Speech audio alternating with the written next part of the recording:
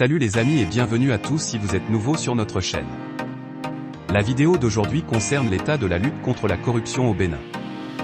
Mais avant veuillez vous abonner, activer la cloche de notification et mettez un pouce bleu pour nous encourager dans notre élan. Merci à vous. C'est parti. Depuis le début de son premier mandat, c'est-à-dire depuis 2016, le président de la République du Bénin, son Excellence Monsieur Patrice Talon avait fait de la lutte contre la corruption ainsi que la bonne gouvernance son cheval de bataille. Force est de constater que malgré d'importantes réformes dans presque toute l'administration et malgré de grosses avancées dans la lutte contre la corruption, qu'il y a encore de gros efforts à fournir. Nous en voulons pour preuve le récent épisode concernant l'Agence nationale des transports terrestres ANAT avec ce scandale financier estimé à 13 milliards de francs CFA.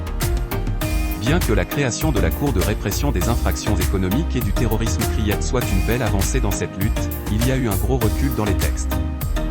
Le président du Front des organisations nationales de lutte contre la corruption Monsieur Jean-Baptiste Elias avait alerté l'opinion sur le grave recul dans les textes. Vous ne lui donnez pas les tests à appliquer, la CRIET ne peut pas inventer. Je vais vous donner un exemple concret encore.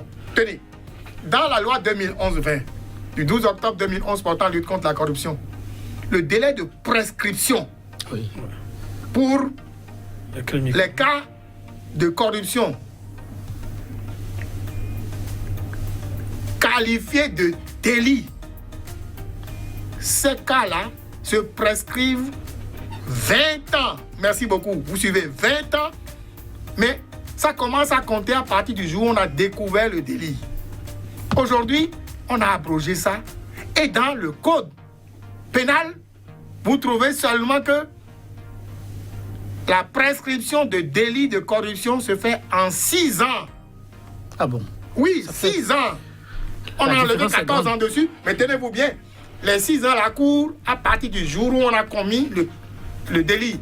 Ça veut dire que si ce jour-là, où on a commis le délit, personne n'arrive à le détecter jusqu'à ce que ça fait 6 ans là, c'est terminé, c'est prescrit. Ça, c'est un recul. Ah ben voilà la situation. Je ne le dis pas à votre place. Aujourd'hui, quand vous prenez la Convention des Nations Unies contre la corruption, il est demandé à ce qu'on mette un délai insuffisant pour les prescriptions des délits en matière de corruption. Qui a taillé ces tests? Est-ce que c'était un projet de loi ou une proposition? Moi, je ne suis pas à l'Assemblée. Je suis incapable de vous dire comment ça s'est passé à l'Assemblée. Humblement, je n'ai jamais été député. Les députés ont leurs raisons. Non, je parlais, vous avez peut-être étudié l'avant-projet. Est-ce que c'est une proposition de loi ou un projet? Ah non, on saura peut-être l'origine. On ne nous a jamais, à aucun moment, ni au niveau du code pénal, ni au niveau du test qui crée le Haut Commissariat, ni au niveau du test qui abroge la loi 2011. Aucun de ces tests n'a fait l'objet d'une quelconque étude de notre part avant que ça ne puisse sortir. Donc nous ne savons rien de tout ça. Monsieur Jean-Baptiste Elias, oui. Ces reculs au niveau des tests, quand vous les présentez, ont été observés durant le mandat de quelqu'un qui dit qu'il faudra passer par la lutte contre l'impunité pour avoir des résultats. Oui.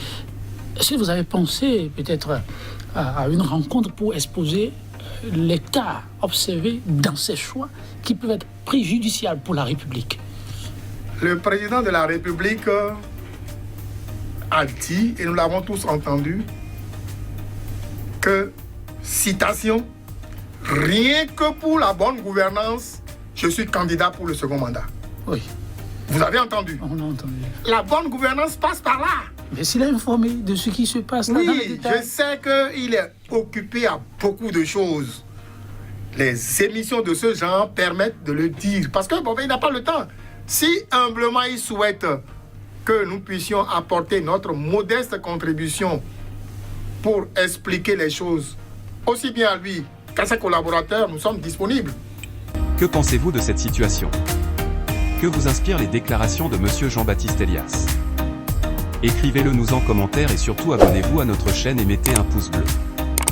Ciao ciao.